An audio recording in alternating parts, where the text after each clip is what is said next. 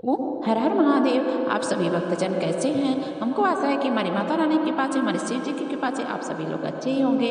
आज मैं गीता का प्रथम अध्याय लाभ एवं महत्व समझाने जा रही हूँ। इस गीता का जो करता है उसके जीवन में मंगल ही मंगल होता है, सुख समृद्धि आती है, यश प्राप्त करता है, मनवांछित फल की प्राप्ति करता है। गीता में भगवान श्री कृष्ण ने रणभूमि में अर्जुन को जो ज्ञान दिया था वह गीता में बताया गया है। गीता में 18 अध्याय है और उन सभी का अपना अलग अलग महत्व है। तो आइए जानते हैं गीता के पहले अध्याय का महत्व क्या है।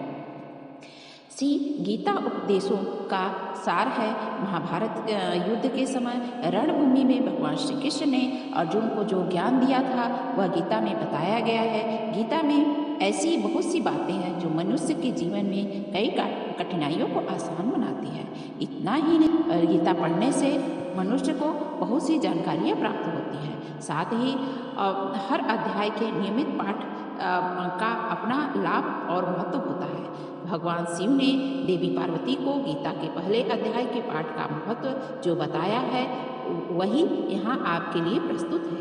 लेकिन गीता के पहले अध्याय के महत्व को जानने से पहले जान लीजिए कि गीता श्रीमद् भागवत के प्रथम अध्याय का क्या खास महत्व है। गीता के पहले अध्याय का नाम अर्जुन विषाद योग है। इस अध्याय में कुरुक्षेत्र के मैदान में उपस्थित बंधुओं और संबंधियों को सामने देखकर अर्जुन के मन में उठे विषाद और मन की स्थिति का वर्णन किया गया है, जिसे संजय धृतराष्ट्र को बताते हैं। गीता का प्रथम अध्याय का महत्व क्या है। एक समय पार्वती जी ने पूछा, महादेव जी, किस ज्ञान के बल पर संसार के सब लोग आपको शिव कहकर पूजते हैं? मृगछाला ओढ़े और अपने सभी अंगों में स्मशान की विभूति लगाए, गले में सर्पों की माला और नरमुंडों की माला पहने हुए हैं, इनमें तो कोई भी पवित्र नहीं है, फिर भी किस ज्ञान से पवित्र आपको लोग मानते हैं? तब महादेव जी ने उत्तर दिया, हे प्रिय, सुनो, मैं गीता ज्ञान को अपने हृदय में धारण करने से पवित्र माना जाता हूँ। इस ज्ञान से जो मुझे बाहर के कर्म नहीं व्यापते।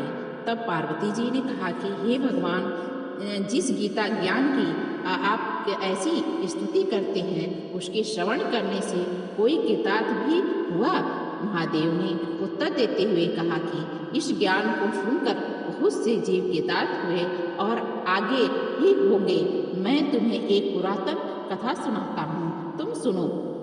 एक समय पाताल लोक में शेषनाग की शैया पर श्री नारायण जी नैन मूंद कर आनंद में मग्न थे। उस वक्त भगवान के चरण दबाते हुए लक्ष्मी जी ने पूछा, हे प्रभु, निंदा और आलस्य तो उन पुरुषों को व्यापता है जो जीव तामसी होते हैं। फिर आप तो तीनों गुणों से अतीत हो, आप तो वासुदेव हो, आप जो नेत्र मूंद रहे हो उससे मुझ में बड़ा आश्चर्य हो रहा है। नारायण जी ने उत्तर देते हुए कहा, हे लक्ष्मी, आपको निंदा आलस्य नहीं व्यापता।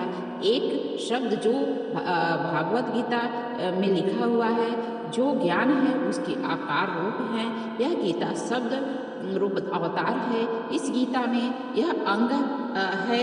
5 अध्याय मेरे मुख हैं, 10 अध्याय मेरी भुजा है, 16वां अध्याय मेरा हृदय है और मेरा मन उदर, 17वां अध्याय मेरी जांघ है, 18वां अध्याय मेरे चरण है। गीता इस लोक की मेरी नाड़ियाँ हैं और जो गीता के अक्षर है जो मेरी ओरोम है।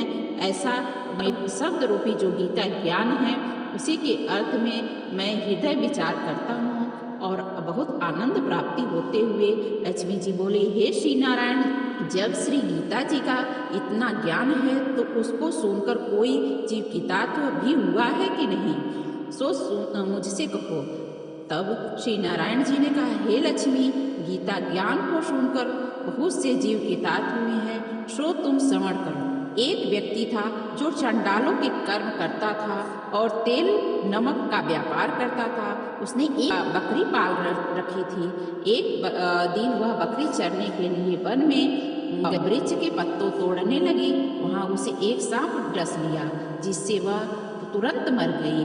मरने के बाद उसने बहुत से नरक भोगे और फिर उसका जन्म बैल के रूप में हुआ। उस बैल को एक भिक्षुक ने मोल लिया। वह भिक्षुक उस पर चढ़ करके सारे दिन मांगते, फिरे, जो कुछ भिक्षा मांग कर लाता वह उसे अपने परिवार के साथ मिलकर के खाता। जो बैल सारी रात द्वार पर खड़ा रहता था उसके खाने पीने का भी कोई ख्याल नहीं करता और सुबह होते ही बैल पर चढ़ करके फिर मांगने निकल जाता। जब बहुत दिन हो गए तब वह बैल भूख से गिर गया, फिर उसके प्राण निकल गए। नगर के लोगों ने देखा और उस बैल को कोई तीर्थ का फल दे तो कोई व्रत का फल दे, तब भी उस बैल के प्राण नहीं छूटे। एक दिन गड़का आई, उसने लोगों से पूछा यह कैसी भीड़ है, तो उन्होंने कहा उसके प्राण नहीं निकलते, अनेक कूड़ों का फल दे रहे हैं तो भी इनकी मुक्ति नहीं होती। तब गड़का ने कहा कि मैंने जो कर्म किया है उसका फल मैंने इस बैल को दिया है। इतना कहते ही बैल की मुक्ति हो गई। तब से बैल ने एक ब्राह्मण के घर में जन्म लिया। पिता ने उसका नाम सुशर्मा रखा। उसके पिता ने उसे पढ़ाया लिखाया। उसको अपने पिछले जन्म की सूध थी। उसने एक दिन मन में विचार किया, जिस गड़का ने मुझे बैल की योनि से छुड़ाया था उसका दर्शन जरूर करूंगा। विप्र चलते चलते गड़का के घर गया और कहा, आप मुझे पहचानती हैं? गड़का ने कहा, मैं नहीं जानती, तुम कौन हो? तब उसने कहा कि मैं वही बैल हूँ जिसको आपने अपने पूर्ण दिए थे, तब मैं बैल की योनि से छूटा था। तब मैं विप्र के घर जन्मा हूँ, आप अपना पूर्ण बताइए। गड़का ने कहा, मैंने आप अपने जाने पूर्ण नहीं किया, परंतु मेरे घर एक तोता था, वह रोज सवेरे कुछ पढ़ता है, मैं उसका वाक्य सुनती, उस पूर्ण का फल मैं तुम्हें दे दिया। विप्र ने तोते से पूछा कि तुम सवेरे क्या पढ़ता है? तब तोते ने कहा, मैं पिछले जन्म में विप्र का पुत्र था।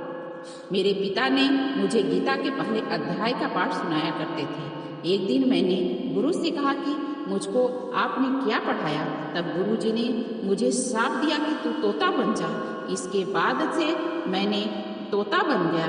एक दिन पहेलिया मुझे पकड़ ले गया और एक विप्र ने मुझे मोल ले लिया। वह विप्र भी अपने पुत्र को गीता पढ़ाया सिखाया करता था। तब मैंने भी यह गीता सीख लिया। उसी दिन विप्र के घर में चोर घुस गया। उन्हें घर तो प्राप्त नहीं हुआ, लेकिन मेरा पिंजरा उठा ले गया। उनकी यह गड़का मित्र थी, वह मुझे उसके पास ले आए। सो मैं नित्य प्रातः गीता के पहले अध्याय का पाठ करता हूँ, जिसे यह गड़का सुनती है। इस गड़का को समझ में नहीं आता जो मैं पढ़ता हूँ, वही इस गड़का ने तेरे निमित्त दिया था। वह गड़का वह गीता जी के पहले अध्याय का फल था। तब विप्र ने कहा कि हे तोते, तू भी विप्र है, मेरे आशीर्वाद से तेरा कल्याण हो। सो हे लक्ष्मी। विप्र के इतना कहते ही वह तोता भी मुक्ति को प्राप्त हो गया। तब गड़का ने बुरे कर्म छोड़ भले कर्म ग्रहण किए और नित्य स्नान करके श्री गीता जी के प्रथम अध्याय का पाठ करना शुरू कर दिया, जिससे उसकी मुक्ति हो गई। तो यह गीता का प्रथम अध्याय का महत्व आपको जान के कैसा लगा? यदि गीता का प्रथम अध्याय आपको सुनकर अच्छा लगा हो तो कृपया हमारे चैनल को लाइक करिए, सब्सक्राइब करिए और शेयर करिए कि आप एक लोग को भी शेयर करेंगे जिसको आपको भी गीता का फल प्राप्त होगा। क्योंकि जैसे गड़का ने सुना तो उसको फल प्राप्त हुआ और तोते का फल प्राप्त हुआ, तो इसलिए आप भी सुनिए, दूसरे को सुनाइए। क्योंकि अच्छा ज्ञान जो इंसान के अंदर होता है और वो दूसरे के हृदय में जब डाल देता है या पहुंचा देता है तो वही फल आपके लिए प्राप्त हो जाता है। ओम हर हर महादेव।